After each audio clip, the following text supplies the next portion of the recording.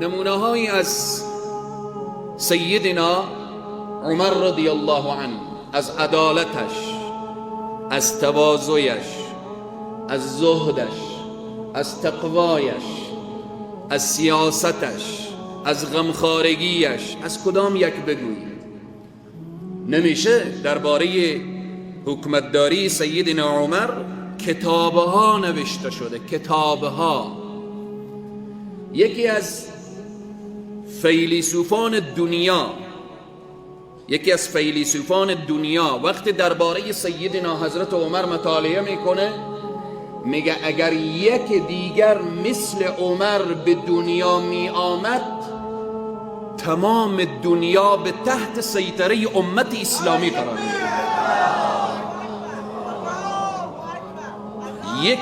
یک دیگر اگر مثل عمر به دنیا می آمد، سیدنا عمر رضی الله عنه، امیر المؤمنین، فاروق اعظم عمر ابن الخطاب رضی الله عنه. چند نمونه را اشاره می کنیم. اینها را وقتی میگیم اشاره می کنیم تا امیر المؤمنین فیلی، امیر المؤمنین امارت اسلامی وقتی بشنوه متوجه میشه که من در مسند امیر المؤمنی قرار داره و مسئولیت من هست. آفرین بر شما، آفرین من بر شما. باید از راهی که عمر ابن الخطاب رفته از همان راه برم، از همان مسیر برم. واجب عالمان اینه، واجب عالمان راستین اینطوری نصیحت، پند، حق گفتن، نه که مستماری کردنه، نه که بیان خامنه‌ای را رهبر خود کنن، یک دجال و یک خونخوار رو که دولت‌های دنیا اونو به عنوان تروریست میشناسن بیان رهبر خودش بکنن. سیدنا عمر فاروق اعظم امیر المؤمنین رضی الله عنه روزها و شبها، یک مدتی روزها و شبها نمیخوابیدن.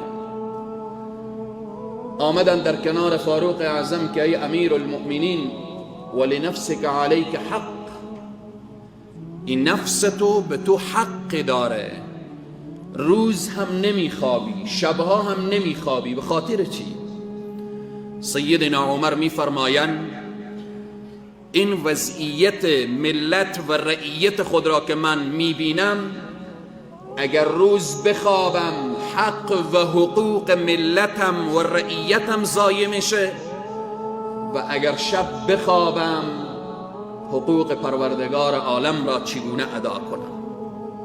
نمونه دیگر، روزی سیدنا امیر المؤمنین فاروق اعظم گریه میکردن.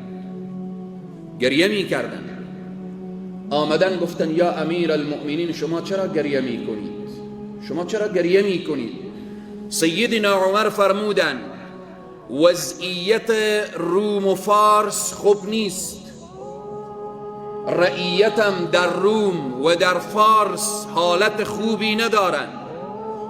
انسانها یک طرف که برگردن من حق دارن، اگر در بصره و در کوفه پای یک گوسفندی به یک سوراخی فرو بره و پای گوسفند بشکنه، در روز قیامت عمر بازخواست می شود.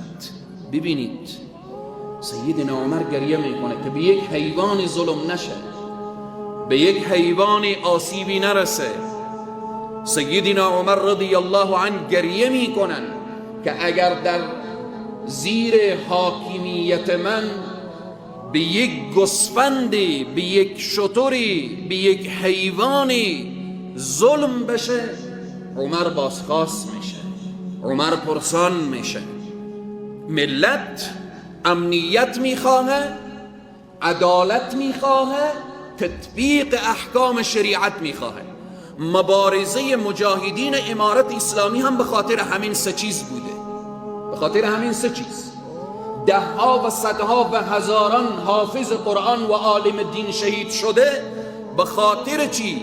به خاطر تطبیق احکام شریعت هست، به خاطر اینکه سرزمین اسلامی بوده و اسلامی بمانه. به خاطر این هست عزیزان و بزرگواران، آفرین این باشه. صحبت من به گوش امیر المؤمنین ان شاء الله به اذن الرحمن میرسه.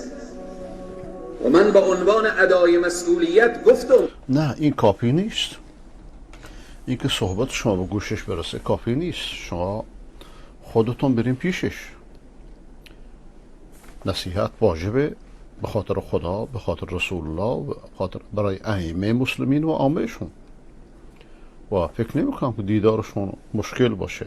شما انسان ارزشمندی هستید و موضعتون موضع مردانه و مسلمانانه بوده از همون ابتدا و امثال شما رو باید ارج بذارن. سیدنا عمر استاده شد در حضور مردم گفت های مردم، اگر من از روش جناب محمد و رسول الله من جدا شوم و فاصله بگیرم شما با ما چه کار میکنید؟ وقتی که سیدنا عمر چنین گفت مردم نگفت الله اکبر هر کاری که تو بکنی ما دنبال تو میریم. از بین صفوف آن وقت و زمان یک جوان مسلمان او صحابه استاده میشه میگه ای عمر، اگر از خط و مش اسلام و جناب محمد و رسول الله یک وجب عقب و کنار بری با شمشیر دست تو را راست میکنم، تو را راست میکنم. سیدنا عمر میگه الحمدلله که در بین امت کسی هست که امیر المؤمنین را راست میکنه.